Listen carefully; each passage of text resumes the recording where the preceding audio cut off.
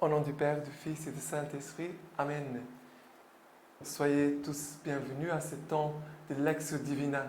Une grande joie d'être là avec vous. Avant de commencer, je rappelle une chose que j'ai déjà dit hier, c'est que bientôt on va commencer aussi à la fin de la Lectio Divina, comme nous avons fait avec la lettre encyclique Fratelli Tutti du pape François, que toujours à la fin on prenait toujours un temps pour la lire. On va commencer aussi à la fin, bientôt, un temps de préparation pour la consécration à la Vierge Marie selon la méthode de Saint Louis Grillon de Montfort. Il a écrit un livre et on va suivre ce livre comme préparation pour cette consécration. Et le livre s'appelle Traité de la vraie dévotion à la très sainte Vierge de Saint Louis Grillon de Montfort. C'est important soit de l'acheter, soit de le trouver sur Internet, parce qu'on va le travailler. Et c'est important que chacun puisse avoir les livres, les photocopies devant lui. D'accord? C'est très important pour qu'on puisse bien nous préparer. D'accord? Bientôt, on va commencer. Et aussi, je te rappelle, c'est important de partager la Lectio Divina à tes amis, dans tes groupes d'amis, et aussi de le faire à la maison. Et non pas seulement d'écouter mon programme, ce n'est pas ça, c'est de répondre aux 5 questions, d'accord? Comme déjà plusieurs fois j'ai déjà dit, n'oubliez pas de les faire par écrit.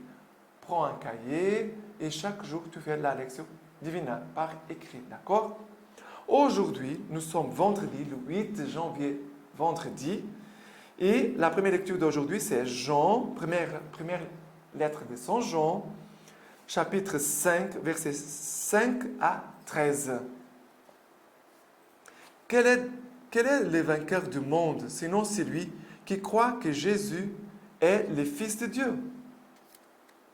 C'est lui qui est venu par l'eau et par sang.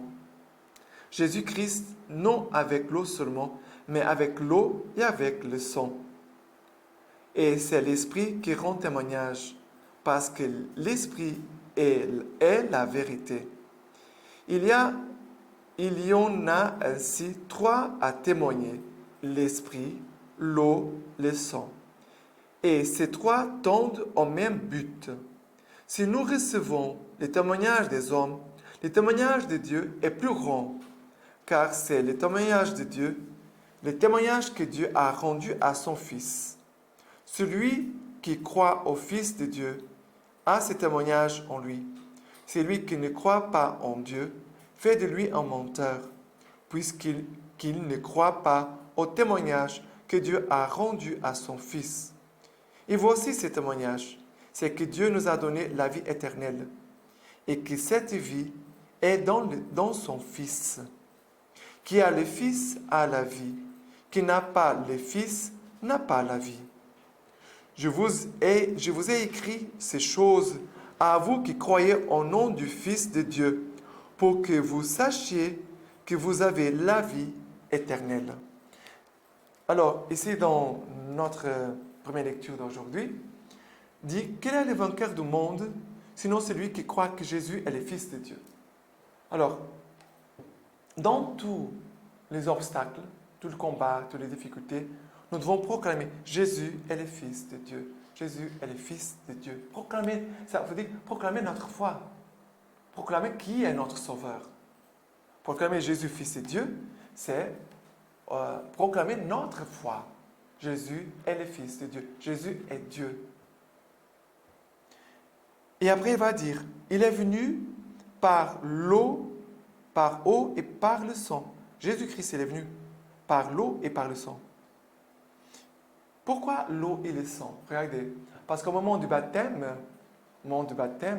on va voir, on va écouter, on va voir aussi une colombe, l'Esprit Saint en forme de colombe qui va descendre sur Jésus, et on entend la voix du Père qui dit, celui-ci est mon Fils bien-aimé, en qui j'ai mis tout mon amour. Tu es mon Fils bien-aimé, en toi, j'ai mis tout mon amour.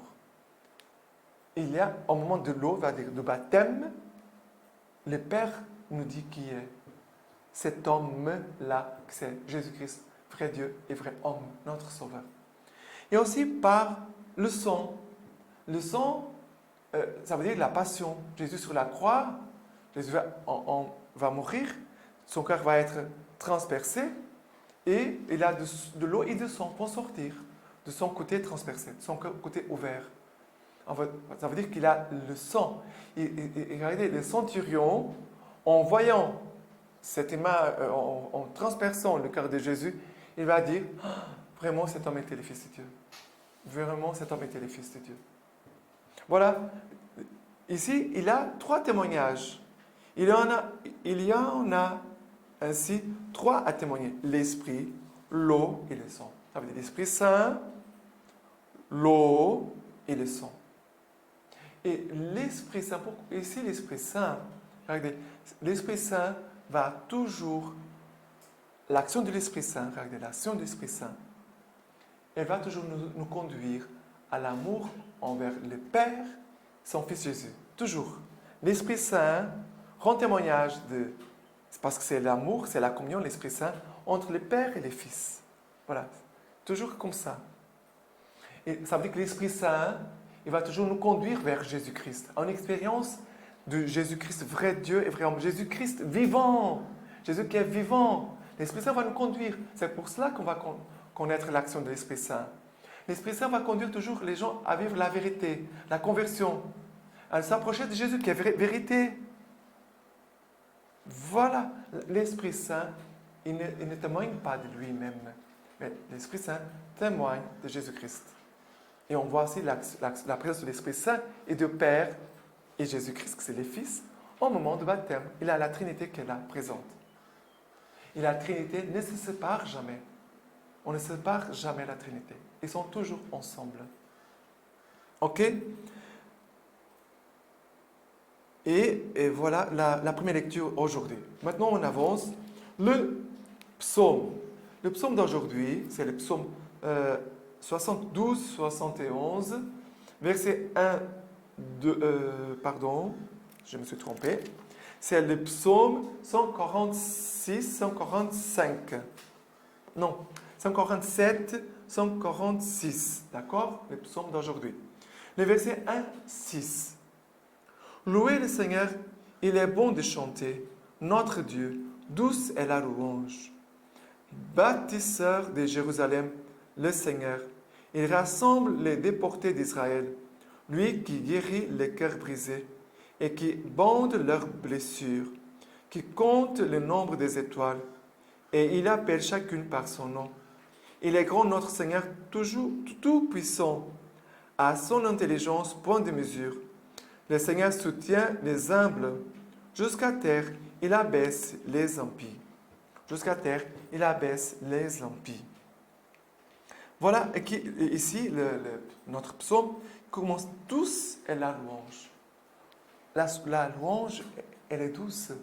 Pourquoi? Parce qu'elle est marquée par la présence de cet amour, que c'est l'Esprit Saint. L'Esprit Saint.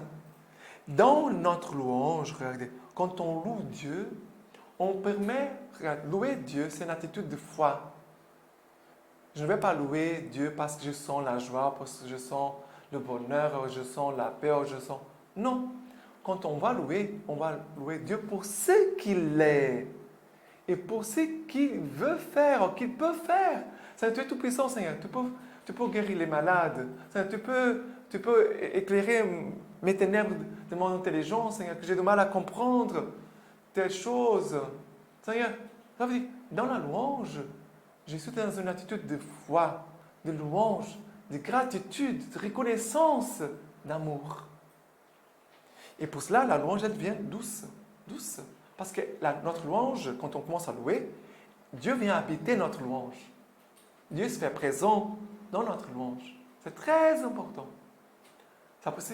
Dans notre communauté Semence du Verbe, chaque jour, on prend des moments de louange. Tous les jours. Tous les jours. Soit la messe, soit les laudes. Et il y a plusieurs moments de louange. Et il dit comme ça, lui qui guérit les cœurs brisés, qui bande leurs blessures, qui rassemble les déportés d'Israël. Voilà. Dieu qui conduit son peuple et qui prend soin de son peuple. C'est cela que le psaume dit. Le Seigneur prend soin de ses enfants, de son peuple. Ceux qui étaient loin, il les approche. Ce qui était brisé, blessé, il va les guérir. Dieu, il dit, il connaît toutes les étoiles, chacune personne. Ça veut dire que Dieu connaît tout. Il connaît profondément toi-même. À toi, Dieu te connaît profondément. Plus que toi-même. Nous connaissons très mal, mais Dieu nous connaît bien à chacun de nous. C'est pour cela qu'il faut s'approcher de Dieu. Parce que plus on s'approche de Dieu, plus on va découvrir que nous sommes la merveille, que nous sommes sous le regard de Dieu. OK? Voilà. Et l'évangile d'aujourd'hui, c'est Luc chapitre 5, versets 12 à 16. Et il advint, comme il était dans une ville, qu'il y avait un homme plein de lèpre. À la vue de Jésus, il tomba sur la face et le pria en disant, « Seigneur, si tu le veux, tu peux me purifier. » Et il étendit la main et le toucha, en disant, « Je le veux, sois purifié. » Et aussitôt la lèpre le quitta. Et il lui enjoignit de n'en parler à personne. Mais va-t'en, te montrer au prêtre, et offre pour ta purification selon ce qui t'a prescrit Moïse. Ce leur sera une attestation. Ce leur sera un témoignage. Or, la nouvelle se répandait de plus en plus à son sujet, et des foules nombreuses s'assemblaient pour l'entendre et se faire guérir de leur maladie. Mais lui se tenait retiré dans le désert et priait. Voilà. On parlait dans la première lecture, parlait de témoignage. Ici, c'est cela aussi que Jésus va demander à ces lépreux. Mais on voit cet homme plein de lèpre. On pourrait traduire par d'autres langages. On pourrait dire quelqu'un de très malade, quelqu'un plein de péchés. Et c'est cette lèpre de péché que c'est la plus dangereuse. Parce que la lèpre du corps ne tue pas notre âme, mais la lèpre des péchés peut tuer notre âme et la faire jeter dans l'enfer. Et cet homme, très souffrant, il tombe à genoux, il tomba sur sa face et pria en disant, regardez, il ne regarde même pas Jésus. Il ne regarde pas Jésus, il tombe à genoux, face contre terre. Il va dire, Seigneur, si tu le veux, tu peux me purifier. Une phrase, Seigneur, si tu veux, tu peux me purifier. Et Jésus c'est beau, Jésus n'a pas peur de la lèpre. Jésus n'a pas peur d'aucune lèpre, soit physique, soit morale, soit spirituelle. Jésus n'a pas peur. Jésus s'approche, le touche, va le toucher, en disant, je le veux, sois purifié. Aussitôt, la lèpre le quitta. Et regardez que comme c'est très important chaque jour d'écouter la parole de Dieu. Parce que quand on écoute la parole de Dieu, c'est Jésus qui vient nous toucher. C'est Jésus aussi qui vient faire la même chose avec chacun de nous. Quand on écoute la parole de Dieu, Jésus vient nous toucher notre lèpre. Et Jésus vient nous guérir de notre lèpre. Chaque jour. Et Jésus va dire, va te montrer au prêtre. Jésus demande une chose. Va te montrer au prêtre pour que cela soit un témoignage. Va rendre témoignage de ce que Dieu a fait pour toi. Nous devons témoigner de l'amour de Dieu et de ce que Dieu fait pour nous. On doit témoigner. C'est notre mission de nous tous. Chaque chrétien doit témoigner. Ah, je ne sais pas parler, j'ai honte. Non. Parfois on dit j'ai honte de parler de Jésus, de témoigner de Jésus. Mais pour faire des péchés, parfois on n'a pas honte. De faire des choses mauvaises, on n'a pas honte. Ce n'est pas correct. C'est de la même façon. Nous avons la force parfois de faire de mauvaises choses. Moi, je me le dis toujours à moi-même. Si j'ai la force pour faire de mauvaises choses, maintenant je vais avoir la même force pour faire les bonnes choses. C'est que Dieu veut que je fasse. Et cet homme va partir pour rendre témoignage. Tout à l'heure, la première lecture disait, l'esprit, l'eau et le sang rendent témoignage de Jésus. Mais toi aussi, moi aussi, tous les chrétiens doivent aussi rendre témoignage. On peut rajouter un quatrième élément, toi et moi. Et et après dit que la nouvelle se répandait de plus en plus. Et beaucoup de monde venait rencontrer Jésus. C'est pour cela on rend témoignage. Pourquoi? Pour glorifier Dieu et pour que les autres puissent s'approcher de Dieu. C'est cela. Pourquoi on rend témoignage de Dieu? Pour glorifier Dieu, première chose, on doit glorifier Dieu. Deuxième chose, pour que les gens s'approchent davantage de Jésus et de son Église. S'approchent de Jésus et de son Église. Et nous savons tous que Jésus n'a pas fondé 2, 3, 4 églises. Jésus a fondé une seule église. Il a dit, Pierre, tu es Pierre, sur cette pierre, je bâtirai mon église. Jésus a dit cela à Pierre, les premiers papes. Les premiers papes, c'est Saint Pierre. Ok? Voilà. Sans prosélytisme, mais c'est la vérité. Jésus a fondé son église et l'a confié à Pierre, les premiers papes. Maintenant, la lecture patristique d'aujourd'hui, c'est de Saint Maxime, homélie pour l'Épiphanie. L'Évangile rapporte que le Seigneur s'est rendu au Jourdain afin d'être baptisé et qu'il a voulu être consacré dans ce fleuve au mystère céleste. Né alors pour les hommes, il renaît aujourd'hui dans les sacrements. Alors, il a été mis au monde par la Vierge. Aujourd'hui, il a été engendré par les mystères. Là, lorsqu'il naît à notre humanité, sa mère Marie le réchauffe dans son sein. Ici, lorsqu'il est engendré selon les mystères, Dieu le Père l'accueille par sa parole. Il est dit en effet, celui-ci est mon fils, en qui j'ai mis tout mon amour. Écoutez-le. Sa mère, en l'enfantant, le caresse tendrement sur son sein. Le Père le soutient par un affectueux témoignage. Sa mère le présente à l'adoration des mages. Le Père le manifeste aux païens pour qu'ils le vénèrent. Le Seigneur Jésus est venu au baptême et il a voulu que son corps très saint soit lavé par l'eau. Lorsque le Sauveur est lavé, c'est alors que l'eau est d'avance purifiée, toute entière en vue de notre baptême. La source est purifiée pour que, dorénavant, la grâce du baptême soit administrée au peuple à venir. Le Christ a donc reçu le baptême par avance pour que les peuples chrétiens prennent sa suite avec confiance. Voilà, c'est très beau. Le Christ a donc reçu le baptême par avance pour que les peuples chrétiens prennent sa suite avec confiance. Voilà. Et on finit aujourd'hui notre programme. Je vous donne maintenant la bénédiction du Seigneur. Que Dieu Tout-Puissant vous bénisse et vous garde, le Père, le Fils et le Saint-Esprit. Amen.